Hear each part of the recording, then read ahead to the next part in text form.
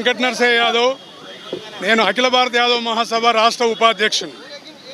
అఖిల భారత యాదవ్ మహాసభ ఆధ్వర్యంలో రెజంగ్లా రాజ్ కలశయాత్ర అనేటటువంటిది భారతదేశం మొత్తంగా తిరుగుతున్నటువంటిది. ఫస్ట్ ఏప్రిల్ 13 బీహార్లోని చాప్రా ప్రాంతంలో ఈ యాత్ర బయలుదేరింది. ఇది ఛత్తీస్గఢ్, జార్ఖండ్, పశ్చిమ బెంగాల్, అదేవిధంగా ఒరిస్సా, ఆంధ్రప్రదేశ్, తర్వాత తమిళనాడు, కేరళ, పాండిచ్చేరి, కర్ణాటక, ఆ తర్వాత తెలంగాణలో ప్రవేశం పొందింది. కనుక తెలంగాణలో మొట్టమొదటగా మన దగ్గర 9వ తారీఖు నాడు ఇక్కడ వచ్చింది. అది నారాయణపేట జిల్లాలో ప్రారంభమైంది. ఈ యొక్క యాత్ర మహబూబ్ నగరు, మరి తర్వాత నాగర్ కర్నూలు, కల్వకుర్తి, దేవరకొండ మీదుగా మన తెలంగాణ రాష్ట్రంలో 19వ తారీఖు వరకు ఈ యాత్ర ఉంటుంది.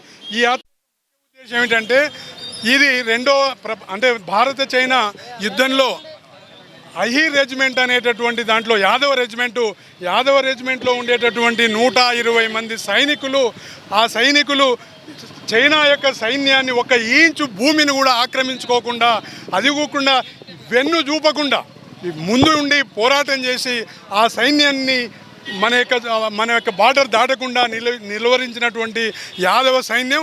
అందులో 114 మంది వీరమరణం పొందినటువంటి ప్రాంతం అది.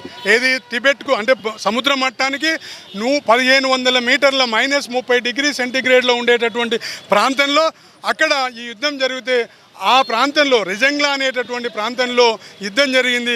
ఆ యుద్ధంలో 114 మంది యాదవ యుద్ధ వీరులు మరణించినటువంటి ప్రాంతం నుంచి కలశాన్ని సేకరించి ఈ కలశాన్ని దేశవ్యాప్తంగా తీసుకుపోవడం కొరకు ఈ తిరుగుతూ నవంబర్ 18వ తారీఖు నాడు ఢిల్లీలోనే ఉండేటటువంటి రామ్లీలా మైదానంలో దాదాపు లక్షల సంఖ్యలో ఈ యొక్క సమావేశం ఉంటుంది. దీని ఉద్దేశం ఏంటంటే, భారత సైన్యంలో అనేక సామాజిక వర్గాలకు ఎట్లయితే రెజిమెంట్లు ఉన్నాయో, ఈరోజు సిక్ రెజిమెంట్ కానీ, తర్వాత డాంగ్రా రెజిమెంట్ కానీ, అట్లాగనే అహీర్ రెజిమెంట్ ఉండాలనేటటువంటి ఉద్దేశం చేత, అంటే యాదవ రెజిమెంట్ ఉండేటటువంటి ఉద్దేశం చేత ఈ యొక్క యాత్ర, కలశ యాత్ర ప్రారంభమైంది. దీన్ని ఉద్దేశం ఏంటంటే, అయ్యా మేము యాదవులు ఏదో గొర్రెలు కాసుకోవడానికో లేదో వ్యవసాయం చేసుకోవడం కాదు, యుద్ధంలో కూడా మా యొక్క శౌర్యము, మా యొక్క ప్రతాపాన్ని చూపిస్తాము, ఈ దేశం కొరకు ప్రాణాలు అర్పిస్తాం అనేటటువంటి ఒక సందేశాన్ని ఈ దేశంలో ఉండేటటువంటి ప్రజలకు తెలియజెప్పడం కొరకే ఈ యొక్క యాత్రను మేము ప్రారంభించినాం.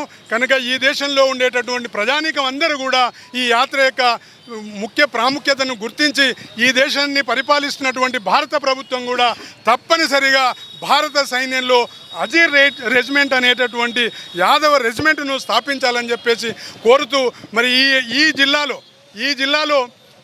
ఈ యాత్రకు స్వాగతం పలికినటువంటి మహబూబ్ నగర్ పుర ప్రముఖులకు, ప్రత్యేకించి యాదవ సోదరులందరికీ కూడా కృతజ్ఞతలు, ధన్యవాదాలు తెలియజేస్తూ ముగిస్తున్నాం. హైర్ రెజిమెంట్ ఉండాలని చెప్పేసి కోరుకుంటూ అఖిల భారత యాదవ మహాసభ ఆధ్వర్యంలో భారతదేశ వ్యాప్తంగా యాత్ర నిర్వహిస్తూ అన్ని రాష్ట్రాలు తిరిగి ఈరోజు తెలంగాణకు రావడం జరిగింది.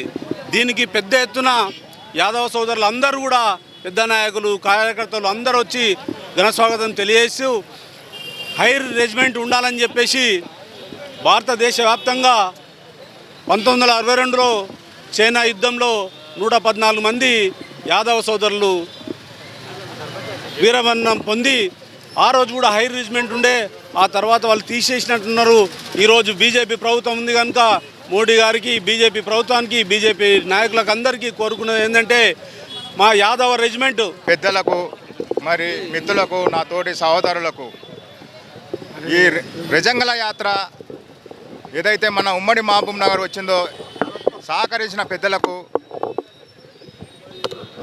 పెద్దలందరికీ నా హృదయపూర్వక నమస్కారాలు. ఎందుకంటే నేను ఉమ్మడి మహబూబ్ నగర్ వాసినే, నాది కల్వకుర్తి. ఈ అవకాశం దొరికినందుకు, ఈ కలశ యాత్ర మన తెలంగాణ యాత్రలో నాకు ఈ అవకాశం ఇచ్చినందుకు మన యాదవ సంఘాలందరికీ కృతజ్ఞతలు. ఎందుకంటే అందరికీ రాదు ఇది అవకాశం. ఈ కలశ యాత్ర రెజంగ్లా నుంచి ఏదైతే మట్టి ఉందో దాన్ని తీసుకొని, అంటే నా అదృష్టంగా భావిస్తున్నాను. అందరూ మన పెద్దలు చెప్పినట్టు ఇప్పుడు అందరూ చెప్పింది అదే కంటిన్యూ అయితే బాగుండదు. ఇది తెలంగాణ మొత్తం తిరిగే బాధ్యత నాది ఉంది. విజయవంతంగా పూర్తి చేస్తారని నేను అనుకుంటున్నాను, భావిస్తాను. ఒక సైనికుని ఒకే నాతే. జై హింద్, జై భారత్, యాదవ్ రెజిమెంట్.